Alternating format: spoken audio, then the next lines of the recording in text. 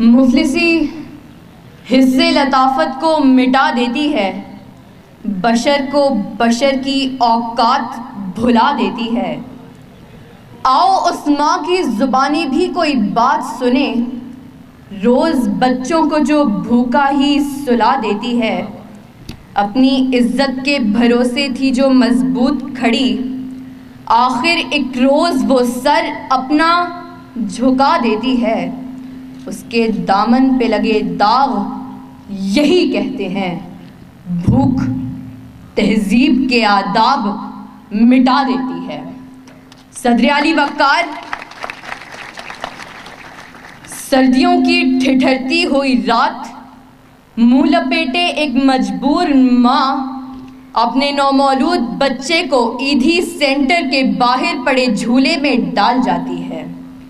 اس سے پوچھا گیا، کیا تجھے تیری مامتا ستائے گی نہیں؟ اس بچے کی سسکیاں تجھے رلائیں گی نہیں؟ اس کی چیخیں تیرے کانوں سے ٹکرائیں گی نہیں؟ تو کپ کپاتے ہوئے ہونٹوں سے جب مجبور ماں یہ جواب دیتی ہے کہ میں اپنے پیٹ کی بھوک تو برداشت کر سکتی ہوں، مگر اس بچے کا بھوک سے بلکنا مجھ سے دیکھا نہ گیا، تو اس پر یہ کہنا بجا بنتا ہے کہ خاک میں ماں کی محبت کو ملا دیتی ہے، بھوک تہذیب کے آداب مٹا دیتی ہے۔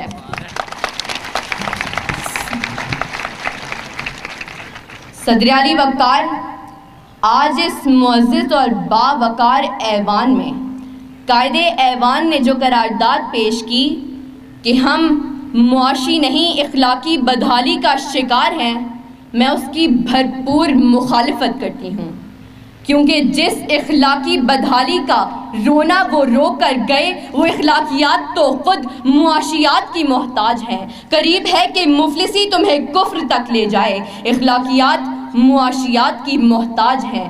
آئیے دلائل سے بات کرتے ہیں۔ روٹی کے چند ٹکڑوں اور قابل گزارا دودھ کی قلت سے تھر پارکر میں دم توڑنے والے مجبور بچوں کا اصل مسئلہ اخلاقیات نہیں معاشیات ہے۔ اسی شہر لاہور میں غربت سے تنگ آ کر بشرا نامی خاتون اپنے 2 معصوم بچوں کے ساتھ چلتی ہوئی ٹرین سے ٹکرا جائے تو اس کا اصل مسئلہ اخلاقیات نہیں معاشیات ہے۔ زرد چہرہ، آنکھیں اندر کو دھسی ہوئی اور بڑھاپے کی وجہ سے پورے جسم پر جھریاں لیے نشتر اسپتال ملتان کے باہر فقط 2 کلو آٹے کے عوض خون بیچنے والے بوڑھے کا اصل مسئلہ اخلاقیات نہیں معاشیات ہے۔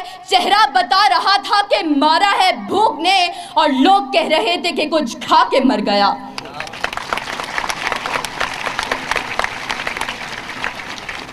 صدر علی وقار، تنگ دستی، بھوک اور ابتر معاشی حالات اعلیٰ اخلاقیات کی ضد ہیں۔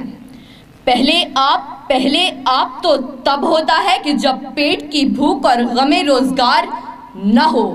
2 جمع 2 4 روٹیوں کی بجائے 2 جمع 2 4 تو تب ہوتے ہیں کہ جب پیٹ کی بھوک اور غم روزگار نہ ہو۔ بیٹی کا 4 دیواری میں رہنا، خاندان کی عزت پر کٹ مرنا، یہ سب تو تب ہوتا ہے کہ جب پیٹ کی بھوک اور غم روزگار نہ ہو۔ چاند روٹی کی بجائے چاند میں چرخہ کاٹتی بڑھیا تو تب دکھائی دیتی ہے کہ جب پیٹ کی بھوک اور غم روزگار نہ ہو۔ فاقوں نے تصویر بنا دی آنکھوں میں، گول جو بھی چیز ہو روٹی لگتی ہے۔ اور تو اور عبادت اور ریاضت بھی تب ہوتی ہے کہ جب پیٹ کی بھوک اور غم روزگار نہ ہو۔ کون عاشق خدا کی ذات کا ہے، سارا چکر معاشیات کا ہے۔ صدر علی وقار، آئیے زمینی حقائق کا جائزہ لیجئے۔ آج کشمیر میں مسلمانوں کو اپنے گھروں میں بند ہوئے 115 دن گزر گئے۔ ہم نے اخلاقیات کا مظاہرہ کرتے ہوئے اقوام متحدہ میں قراردادیں پیش کی تو اسلامی ممالک نے پاکستان کی حمایت کے بجائے ہندوستان کی حمایت کی۔ تو کیا اس کی اصل وجہ یہ ہے کہ ہم اخلاقی پستی کا شکار ہیں؟